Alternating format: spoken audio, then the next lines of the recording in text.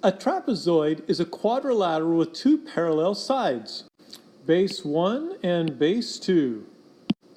Once we have the formula, we can fill it in.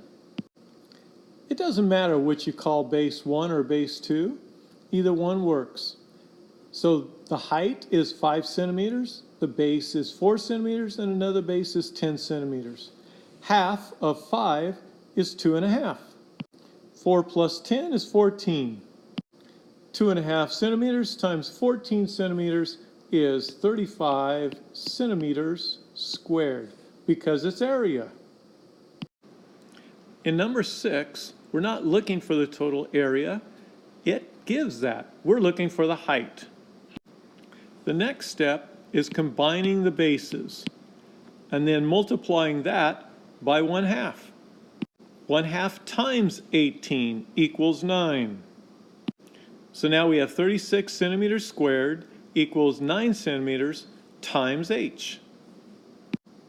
Now we can divide both sides by 9 centimeters, and we find that the height is equal to 4 centimeters.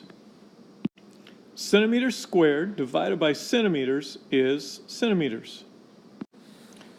You can follow the same process for any missing part of the trapezoid.